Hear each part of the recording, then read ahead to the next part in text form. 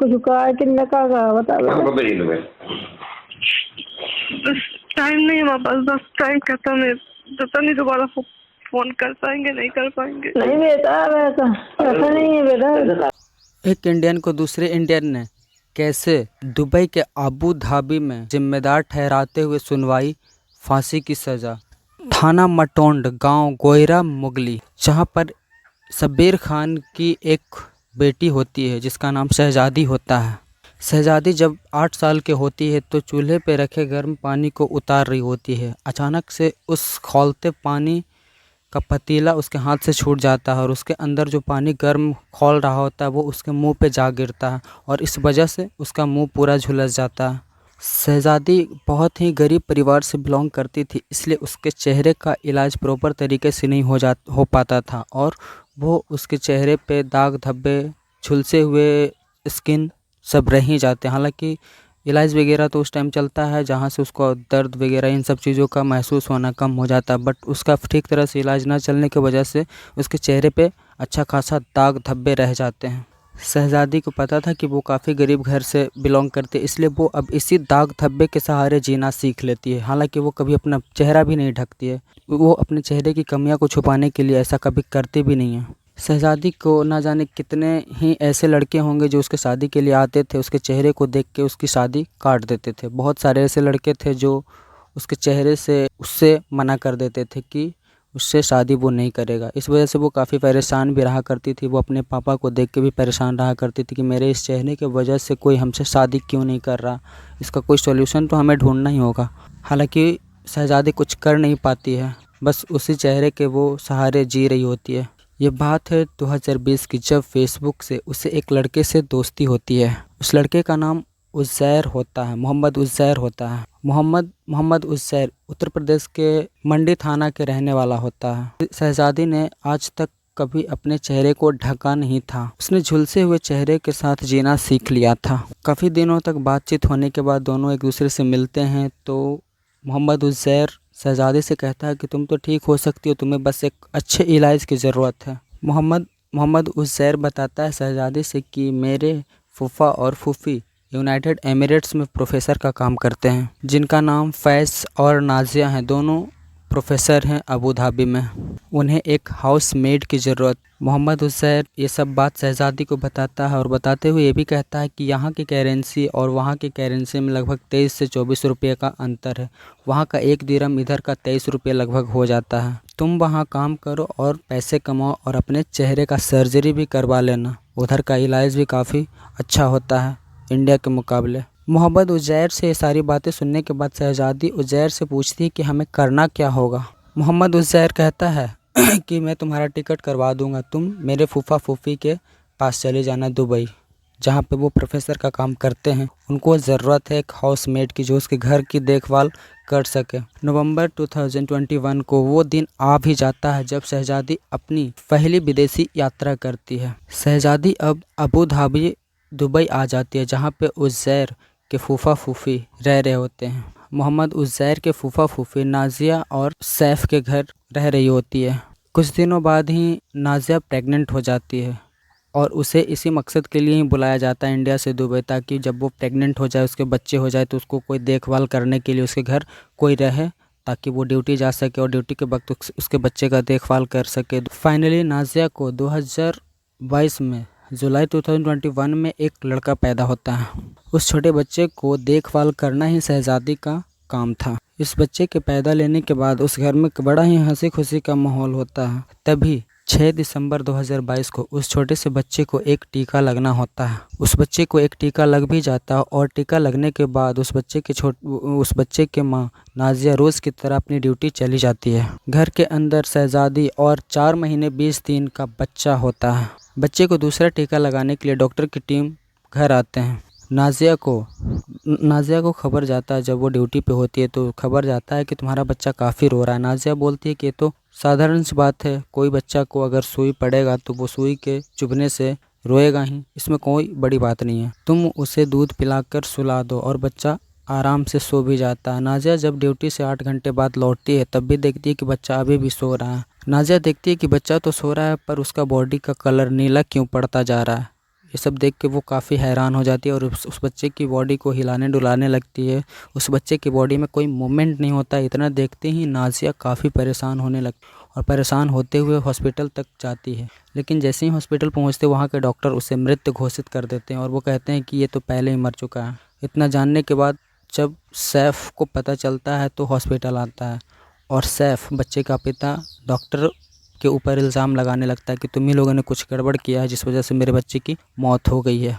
लगभग 36 घंटों के बाद भी उस बच्चे की बॉडी का पोस्टमार्टम नहीं होता है तो ये लोग फैज़ और नाज़िया और शहज़ादी ये लोग मिलकर बच्चे को दफना देते हैं।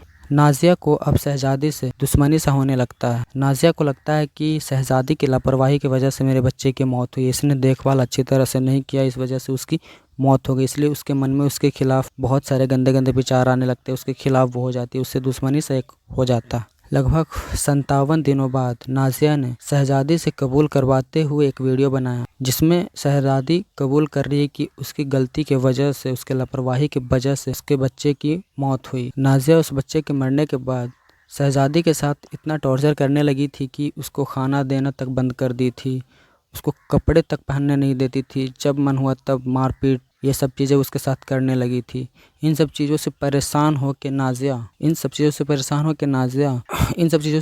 हो के शहज़ादी कबूल लेती है कि हाँ उसकी गलती की वजह से, उसके लापरवाही की वजह से नाज़िया के बच्चे की मौत हुई।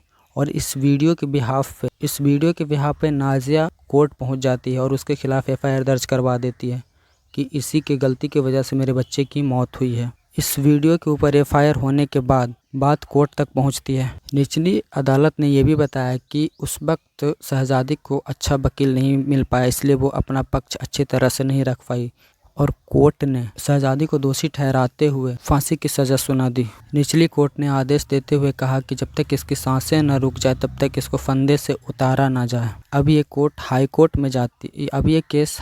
में जाती है, वहाँ से भी लगभग शहज़ादी को फांसी की सज़ा सुना दी जाती है। अब ये केस सुप्रीम कोर्ट तक पहुँचती है। दोनों कोर्टों को बात रखते हुए सुप्रीम कोर्ट ने भी शहज़ादी को फांसी की सज़ा सुना दी। अब शहज़ादी के फांसी कंफर्म हो गया था और उसके लिए एक तारीख भी दे दी जाती है, 2 मई 2024। तारीख आने से पहले ही अबू धाबी में एक प्राकृतिक आपदा आ जाती है और एक शाही परिवार में किसी की मौत हो जाती है। इस वजह से ये तारीख टल जाती है। दोनों आपदा को एक साथ आने के बाद 8 दिनों तक राष्ट्रीय शोक घोषित कर दिया जाता है, इसलिए 2 मई 2024 की तारीख टल जाती है और कहा जाता है कि 20 सितंबर 2024 के बाद शहज़ादी को कभी भी फांसी दे दी जाएगी। इतना समय टलने के बाद इधर इंडिया में शहज़ादी के माता पिता को बहुत टाइम मिल जाता है, जितना बनता है वो भारत के मंत्रियों से गुहार लगाने लगते हैं, चाहे वो उत्तर प्रदेश के मुख्यमंत्री योगी हों या फिर विदेश मंत्री हों या फिर गृह मंत्री अमित शाह या फिर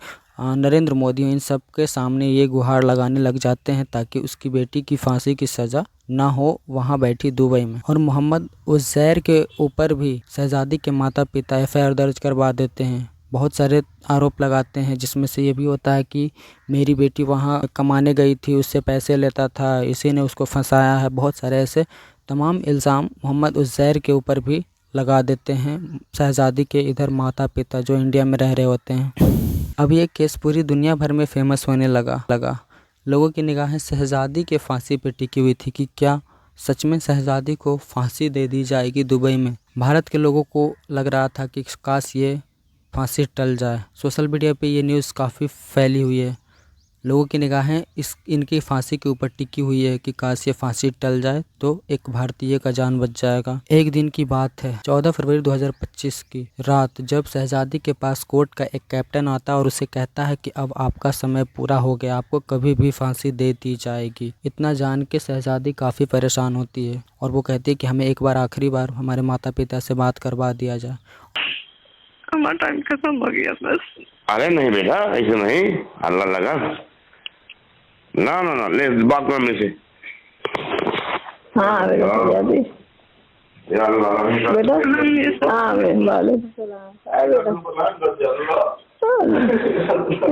बेटा रात भर जगे इतनी दुआ करी अल्लाह आसमान की लाज रख ले माला। हाँ बेटा कुछ कहा है कि न कहा बता बेटा। टाइम नहीं है हमारे पास, बस टाइम खत्म है। पता नहीं दोबारा फोन कर पाएंगे नहीं कर पाएंगे। नहीं बेटा, ऐसा नहीं है बेटा। और वो लोग बात करवाते हैं और वो लोग कहते हैं कि आप लोग मेरे लिए ज़्यादा परेशान मत होना, रोना मत, किसी से कोई दुश्मनी तक मत करना, शायद ये मेरी आखिरी कॉल है। इतना कह के कॉल काट दिया जाता है। इधर माँ बाप का रो रो के जीना बेहाल हो रखा है और वो अभी भी गुहार लगा रहे हैं कि काश उनके लिए हमारे देश के प्रधानमंत्री, हमारे देश के जितने भी बड़े बड़े नेता हैं, कोई आवाज़ उठाए, शायद ये फांसी टल जाए। अभी किसी को पता नहीं है कि अभी शहज़ादी इस दुनिया में है भी या नहीं है, क्योंकि उसकी फांसी की सज़ा का डेट 15 तारीख को ही सुना दी गई थी। एग्जैक्टली अभी किसी को ये पता नहीं है कि उसके साथ हुआ क्या है, वो ज़िंदा भी है जब तक आप ये कहानी सुन रहे होगे। काश ये गलती ना की होती शहज़ादी की, वो अपने सर्जरी के इलाज के लिए किसी के कहने पे पैसे कमाने दुबई चले जाती। या तो फिर काश ये भी होता कि 8 साल की उम्र में जब उसका चेहरा झुलसा था, उसी वक्त उसको जितने भी संपत्ति थे, जो भी पैसे लग रहे थे, सब बेच के उसके चेहरे का इलाज करवा दिए होते उसके माता पिता, तो शायद ये आज कदम वैसा ना उठाती, क्योंकि पूरा फोकस उसको सिर्फ फेस की सर्जरी पे ही था, ताकि वो पैसे कमाए और फेस की सर्जरी करवाए, और पैसे कमाने के लिए वो दुबई तक चली जाती है। सो आज की कहानी से बस इतना ही इंस्पिरेशन मिलता है कि भाई जल्दीबाजी में कोई कदम ना उठाओ तो बेहतर है, ख़ास करके इतने बड़े डिसीजन जहाँ पे आपको एक कंट्री से दूसरे कंट्री जाना है। हमारा देश ही हमारे लिए सबसे सुरक्षित जगह है, ये भी हमें कहीं ना कहीं हर रोज़ ध्यान में रखना चाहिए। सो आज के लिए इतना ही। Thank you, bye.